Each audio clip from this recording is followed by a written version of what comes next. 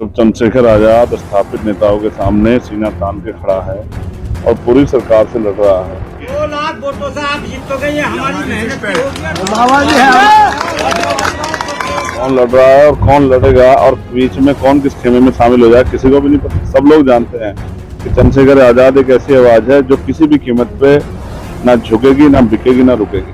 अगर गठबंधन में चंद्रशेखर आजाद न रहे तो जाट गिराने का एक कोशिश करने जाएगा। जब हमारे जैसे व्यक्ति पे गोली चलने में किसी ने एक आवाज नहीं उठाई पार्लियामेंट में या किसी भी असेंबली में, तो जो कमजोर वर्गों पे इतने जुर्म जाती होते हैं उनकी आवाज कौन उठाएगा। तो चंद्रशेखर आजाद नगीना से मुंह मोड़ने वाला नहीं है, मेरी बात को आप याद रखना। मिट्टी का कर्ज इस तरह चुकाऊंगा जिस तरह माँ के दूध का कर्ज चुकाया जाता है, मेरी बात को आप लोग याद रखना। अखिलेश जी ने पीडीए का नारा दिया है, क्या किसी आज तक किसी दलित के यहाँ शोषण होने पे आज तक गए हो तो उसका नाम मुझे बता दो। तो ये केतली हम मोदी जी से छीन के लाए कि ना वो उन पे केतली होगी, ना वो चाय बना के और चाय पिला के लोगों को देश को बेचने का काम कर रहे हैं। देश बचाने के लिए हमने उनसे पहले केतली छीन ली, अब उनसे सियासी ताकत भी छीन ली। मदद जरूर करो जिससे इस लड़ाई में हमारी ताकत बढ़े। और मेरी माएँ तो मुझे लग रहा पहले से लेकर बैठी है पैसे, उनका मैं धन्यवाद करूंगा।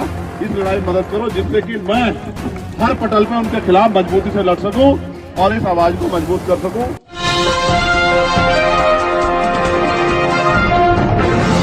है जग में वही सूरमा जो अपनी राह बनाता है, कोई पद चिन्हों पर चलता है, कोई अपने चिन्ह बनाता है। नमस्कार, मैं शैलेंद्र और आप देख रहे हैं नेशनल जनमत। आज हमारे साथ एक ऐसी शख्सियत जो किसी परिचय के मोहताज नहीं, देश की राजनीति में एक अलग नाम, चंद्रशेखर आजाद। अभी आप केतली के साथ चल रहे हो, केतली से एक नोट एक वोट की बात कर रहे हैं। क्या लगता है पूंजीवादी या ये बड़े बड़े कॉर्पोरेटों के सामने ये केतली काम करेगी?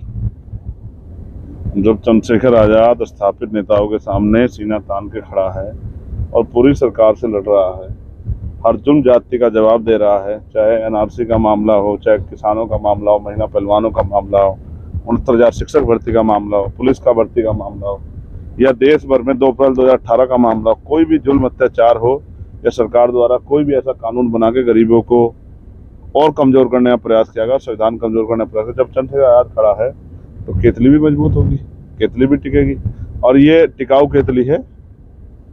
और ये केतली हम मोदी जी से छीन के लाए कि ना वो उन पे केतली होगी, ना वो चाय बना के और चाय पिला के लोगों को देश को बेचने का काम करेंगे। तो देश बचाने के लिए हमने उनसे पहले केतली छीन ली, अब उनसे सियासी ताकत भी छीन लेंगे। जब उन पर सियासी ताकत नहीं रहेगी तो गरीबों पर जो जुल्म हो रहा है वो जुल्म होना भी बंद हो जाएगा।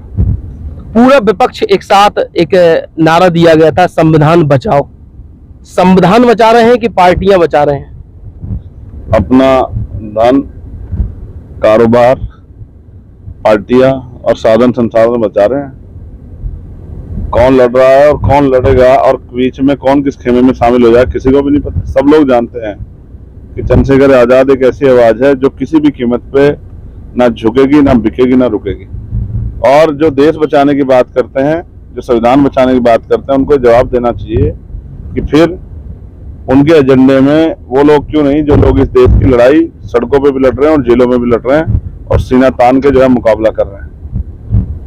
मैं किसी को बुरा नहीं कहता, मगर मेरा काम है अपनी मेहनत करना और मेहनत से जो है अपने रास्ते खोलना। मैं किस्मत पे नहीं, मैं कर्म पे भरोसा करता हूँ और मेरा मानना है आज नहीं तो कल आजाद समाज पार्टी बड़ी पार्टी बनेगी, उसके एमपी एमएलए भी जीतेंगे, उसके विधायक भी जीतेंगे, उसको वो सरकारों में भी शामिल होगी और वो पॉलिसी बना के लोगों के जो लोगों का भला करने का काम भी जो है उत्तर प्रदेश में और देश के कई सूबों में करेगी। सामाजिक न्याय की बात करने वाली राजनीतिक पार्टियां क्या अब परिवारवाद की ढाल बन चुकी हैं? अब ये तो आप उनके देखो, ऐसा है किसी के बारे में जानना हो तो उसके जो है कार्यों को जो है ना पैमाना बनाना पड़ेगा।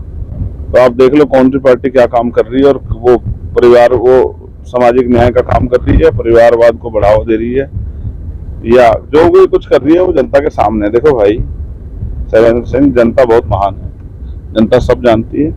जनता ने बहुत लोगों को तानाशाही करने पर उखाड़ दिया, बहुत कमजोर लोगों को बहुत ताकतवर बना दिया। हमने जेपी आंदोलन का समय भी देखा, हमने मंडल का समय भी देखा, हमने जो है राम मंदिर लहर भी देखी, हमने कोरोना काल भी देखा और हमने इस देश में जो भी मोदी काल चल रहा है वो भी हम देख रहे हैं कि किस तरह से सारे सरकारी साधनों को सारे सरकारी उपकरणों को बेच के प्राइवेटाइजेशन किया जा रहा है, निजीकरण किया जा रहा है, जिससे कि दलित पिछड़ों को मिलने वाला आरक्षण पूर्ण रूप से समाप्त किया जा सके। जब सिस्टम में हमारे लोग नहीं होंगे तो अगर हमारे लिए कोई कानून भी होगा तो उसका लाभ भी हमें नहीं मिल पाएगा। इसलिए ऐसा लगता है कि मोदी जी ने ठान लिया है कि हमें ना इनको जिंदे जीते जी न्याय देना है, ना मरने के बाद न्याय देना है, तो हमें अपनी रक्षा सुरक्षा स्वयं करनी पड़ेगी। और बाबा साहब हथियार के तौर पे हमें वोट देके गए, इस वोट से हम अपनी हजारों साल की गुलामी को चंद घंटों में खत्म कर सकते हैं। मैं आपको फिर ये कहूंगा, जैसा आपने कहा पिछड़े अति पिछड़े की बात आपने की, यहाँ बहुत कम दल ऐसे हैं जिन्होंने भाजपा का प्रत्यक्ष और अप्रत्यक्ष रूप से कभी सहयोग नहीं किया, ऐसे बहुत कम दल हैं। अगर कोई बिल्कुल नीट एंड क्लीन है जिसने कभी भारतीय जनता पार्टी को विचार का न सहयोग किया, न प्रत्यक्ष न अप्रत्यक्ष, वो आजाद समाज पार्टी काशीराम है, भीम आर्मी है, जिन्होंने हमेशा उनके खिलाफ लड़ाई लड़ी। तो लोगों के अपने अपने मकसद हैं, अपने अपने समस्याएं हैं और वो उस हिसाब से काम कर रहे हैं। जिसने जो भी फैसला लिया बहुत सोच समझ के लिया होगा। हमने फैसला लिया था कि देश बचाने के लिए हम इंडिया अलायंस के साथ मिलकर चुनाव लड़ेंगे। हमने उनसे कहा भी कि हमें एक सीट पे लड़ना है, इसलिए लड़ना भी इसलिए है कि हमें भरोसा है कि जब हमारे जैसे व्यक्ति पे गोली चलने में किसी ने एक आवाज नहीं उठाई पार्लियामेंट में या किसी भी असेंबली में, तो कमजोर वर्गों पे इतने जुर्म जाती होते हैं, उनकी आवाज कौन उठाएगा? आप बताओ अपने मन से। अखिलेश जी ने पीडीए का नारा दिया है, क्या किसी आज तक किसी दलित के यहाँ शोषण होने पे आज तक गए हो तो उसका नाम मुझे बता दो। तो फिर आपका ये पीडीए किस तरह का पीडीए है?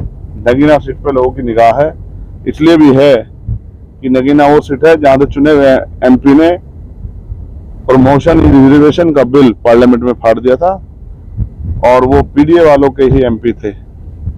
और अब कोई भी काम अपने नेताओं के इशारे के बगैर नहीं होता है। दल का नेता उसका इशारा ही मानकर बहुत कुछ होता है। तो कोशिश तो बहुत की जा रही है ये दिखाने की कि हम लोगों में बदलाव हो गया है, लेकिन बदलाव कितना हुआ है ये तो उनका आचरण, उनके कर्म ही बताएंगे। हम लोग तो लंबे समय से इस वकालत में लगे हुए हैं कि पिछड़ों, दलितों, अति पिछड़ों, मुसलमानों और अन्य धार्मिक अल्पसंख्यकों जिनमें जैन, सिख, बौद्ध, ईसाई, पारसी और जो शेड्यूल कास्ट की जाति आती हैं, दलित, आदिवासी, उनका सामाजिक, आर्थिक और बौद्धिक विकास होगा, तभी सामाजिक और आर्थिक विकास हो पाएगा। क्योंकि शिक्षा ही वो सैनी का दूध है जो पिएगा वो दहाड़ेगा।